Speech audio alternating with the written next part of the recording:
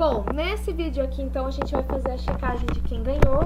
Então, essa chave aqui é o final do nosso método do botão. Então, final, método, botão. Isso significa que a partir daqui, a gente vai poder fazer o nosso novo método que vai checar qual jogador ganhou. Se existiu, né, uma vitória.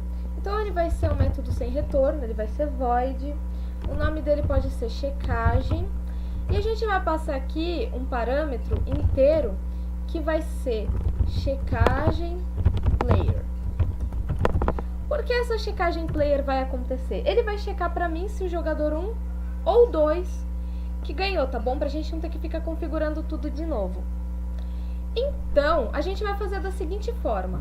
Quando o checagem player for 1, ele vai checar para o jogador xzinho.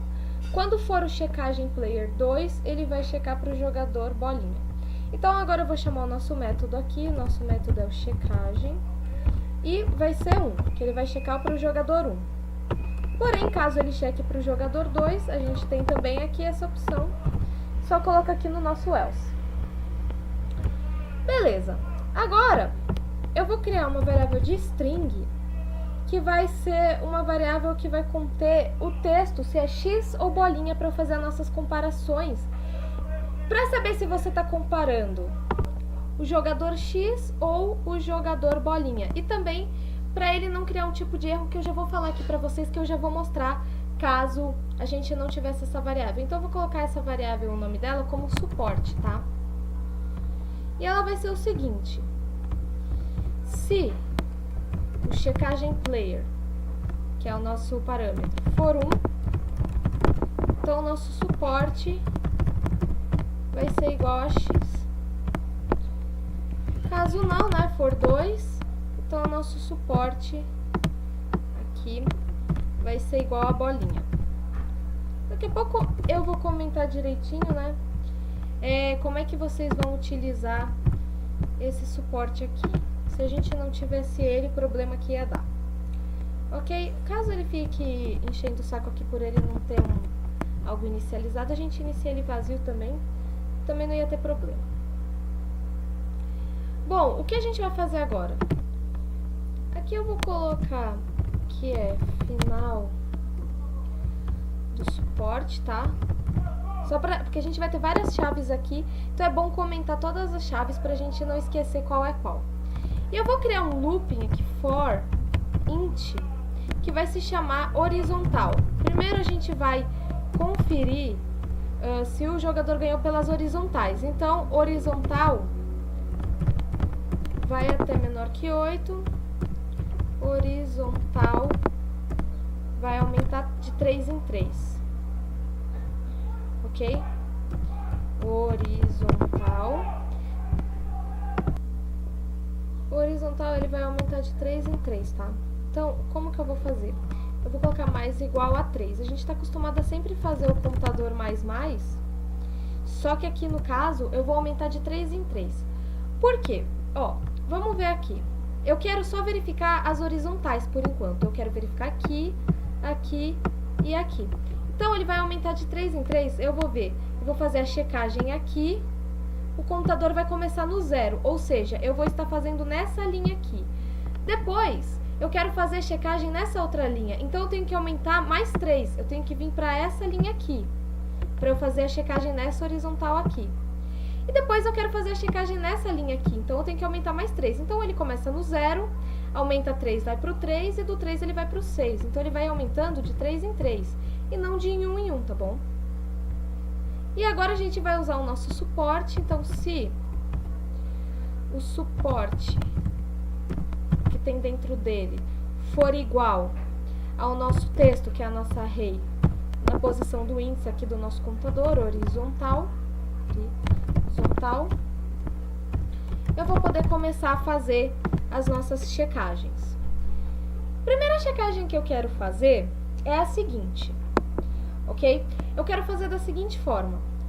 Se o que está dentro da minha array no index 0 é igual ao que está dentro do index 1 e também no index 2, eu quero ver se o que tem dentro desses 3 index aqui dentro da minha array são iguais, ou seja, se tem um x ou se tem uma bolinha.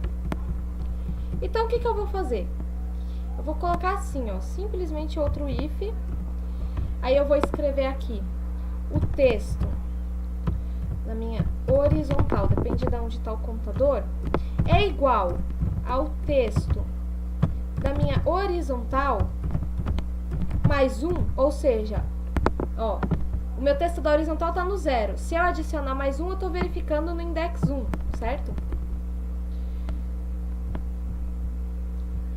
E também, aqui está escrito horizontal errado, né? Horizontal. E se o meu texto na horizontal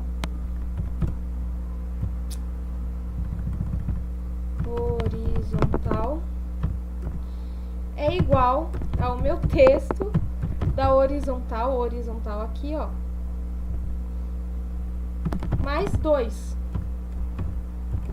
Então, o que eu tô falando aqui, né? Aqui é o meu final da checagem na horizontal. O que eu tô fazendo aqui? Preste atenção. Aqui o nosso contador vai começar no 0, então ele tá vendo a primeira linha, certo? Então ele vai checar se o que tem o conteúdo da minha primeira linha é igual ao conteúdo da primeira linha mais uma coluna acrescentada, ou seja, mais 1, e também o conteúdo que tá aqui é igual à minha primeira linha mais a segunda coluna, né? Como se fosse uma pseudomatriz. Então quer dizer que a pessoa ganhou, né? Ela tem o mesmo conteúdo, ou seja, x, aqui, ó, ela ganhou na horizontal. Pode ser a bolinha também, tá? A gente tá fazendo automaticamente com os dois jogadores. Então, a gente vai mostrar uma mensagem assim, ó, mensagem box.show jogador 1 primeiro, né, só de teste, venceu. Isso vai aparecer para o jogador 2 também. É que a gente vai depois retornar do método quem ganhou. E aí, para não ficar repetindo essa mensagem aqui mais outras vezes, porque aqui o nosso loop não acabou, a gente usa um return para sair de dentro do método e quebrar o nosso loop também. Ok? Ele também automaticamente vai checar a próxima horizontal. Ele vai checar de baixo, por causa que aqui, ó, a gente vai aumentar mais 3 no nosso computador.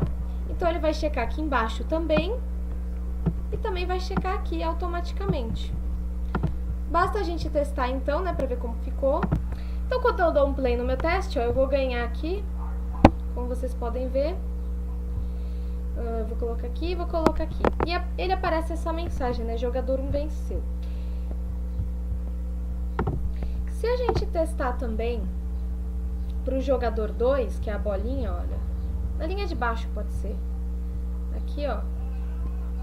Também vai constar como jogador 1 venceu. Porque, por enquanto, a gente não está fazendo distinção qual é o jogador que ganhou. Daqui a pouco a gente vai configurar isso.